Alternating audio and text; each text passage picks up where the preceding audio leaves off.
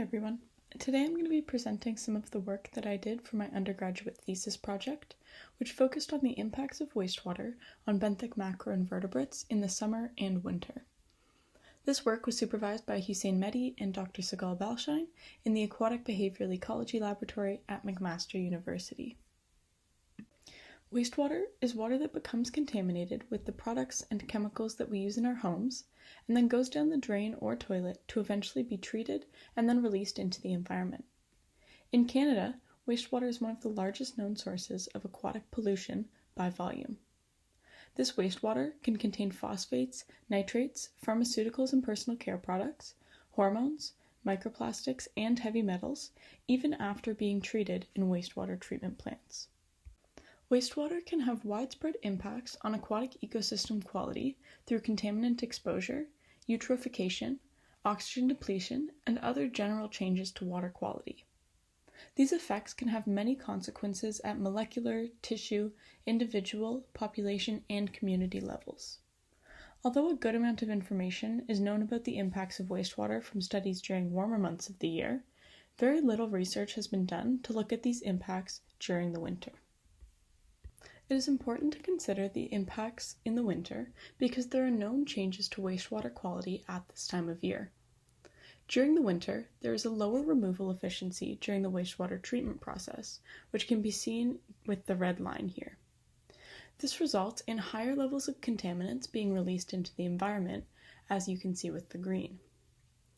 Along with the higher use of caffeine and other pharmaceuticals that we observe in the winter, this indicates a great potential for differences in the impacts of wastewater between summer and winter. Another big difference between seasons is that the temperature of wastewater effluent creates a source of thermal pollution in the winter when it's released into the cold surrounding water. These graphs show the difference in temperature between sites near the outfall, shown in dark blue, and those farther away in a lighter blue, which are shown to have a very different temperature from one another in the winter. However, this thermal pollution is not observed in the summer, where these sites are more similar in temperature. In both seasons, we can consider wastewater to act as an ecological trap, because it contains high amounts of contaminants, but also has a high nutrient load which organisms may be drawn to. In the winter, we expect to see a higher contaminant and nutrient load in the wastewater because of the lower removal efficiency, as well as the added effect of thermal pollution. To quantify the seasonal impacts of wastewater, I used benthic macroinvertebrates, which are aquatic invertebrates that live at the bottom of lakes, rivers, and streams, and eat leaves, algae, and bacteria. They are commonly used as bioindicators because of their important ecological role as a food source for fish, amphibians, and birds, and they're also relatively easy to collect and are responsive to changes in water quality. For this study, we developed two main research questions. The first was, how does wastewater contamination affect benthic macroinvertebrate communities? And the second was to determine whether this impact is seasonally dependent. This project focused on two wastewater treatment plants in Hamilton Harbour, which has been identified as a Great Lakes area of concern due to the industrial and urban development in the area. To orient ourselves a little bit, this is roughly where McMaster campus would be located on this map, and over this way would be where Toronto is, further that way, and then further this way would be where the Niagara region is. The two wastewater treatment plants of this study can be seen on the map here. So the Dundas wastewater treatment plant has a tertiary treatment system and serves about 25,000 people. The Woodward wastewater treatment plant, shown on the right, is the largest treatment plant in Hamilton, serving roughly 580,000 people, and it has a secondary treatment system. At each of these plants, benthic macroinvertebrate samples were taken from 3 contaminated sites at varying distances from the outfall, as you can see in red at both, and also from 2 reference sites, which are located very far downstream at the Dundas location and upstream at the Woodward location, and these are all shown in blue. Since the sediments at our sampling sites varied, we standardized our substrate by using rock baskets. These baskets, which can be seen on the slide here, were lowered into the water in both the summer and winter, and were left for 2 months to allow for the substrate to become colonized by algae and invertebrates. After 2 months, the baskets were collected from the water at each site using D-nets, as you can see on the right, and the substrate was rinsed of algae and invertebrates so that these could be brought back to the lab for analysis. In the lab, I first sorted the invertebrates into very general groups such as snails, worms, flies, and then later identified them further to family level. The first 2 analyses I will discuss in this presentation are biodiversity metrics, which are shown on the slide here. Abundance will be used to describe the number of individuals at each site. Diversity describes the relative abundance of each family relative to the abundance of other families at each site. I also looked at the average tolerance of the benthic macroinvertebrates found at each site. Tolerance values for each family range between 1 and 10, with 1 indicating groups that are sensitive or intolerant to pollution, and 10 indicating groups that are very tolerant to pollution. As well, I assessed the community composition using a principal coordinate analysis, or PCOA. The PCOA looks at the abundance of each family group at each site to determine the overall community composition. From this, it can calculate the difference in invertebrate community composition between each site. We initially made some predictions about what we expected to find. In the summer, the main characteristics of the wastewater effluent that we focus on are the low water quality and the high nutrient content. Because of the high nutrient content, we expect there to be an overall higher abundance of benthos closer to the outfall. Due to the low water quality, we expect that this high abundance would be mostly made up of highly tolerant invertebrates, resulting in a high average tolerance near the outfall. Since we expect only these tolerant invertebrates to survive, we also expected the diversity near the outfall to be lower than the sites farther away. In the winter, we have the lower water quality and higher nutrient content, as well as the thermal pollution. With the added thermal pollution, and again the high nutrient content, we again expect abundance to be higher near the outfall in the winter. Again, because of this lower water quality, we expect this high abundance to be composed of highly tolerant invertebrates. For diversity, however, our predictions in the winter change.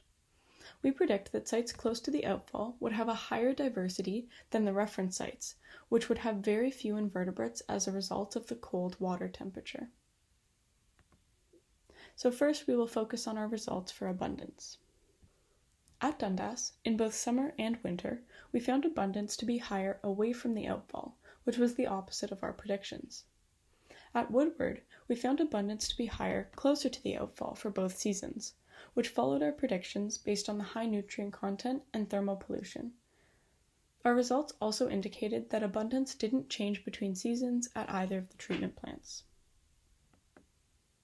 Now to look at our results for average tolerance, which we predicted to be higher close to the outfall for both seasons because of the low water quality. Our tolerance values were fairly similar to what we expected. At Dundas, both seasons had more tolerant invertebrates near the outfall sites. At Woodward, we again saw a higher tolerance closer to the outfall, but we only observed this effect in the winter. There was also no difference in tolerance between seasons for either treatment plant. Next, we can look at our results for diversity. And just as a reminder, we predicted that in the summer, diversity would be lower near the outfall, and in winter, we expected diversity to be higher near the outfall because of the very unproductive reference sites. At Dundas, we found there to be a higher diversity near the outfall in the winter, which followed our predictions. At Woodward, in both seasons, diversity was higher away from the outfall.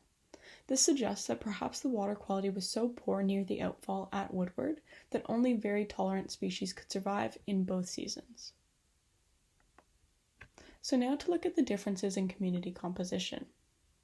So on these PCOA graphs, each point represents a sample that we took, and these are color coordinated by site, along with the ellipses that represent all samples in the site with an 80% confidence interval.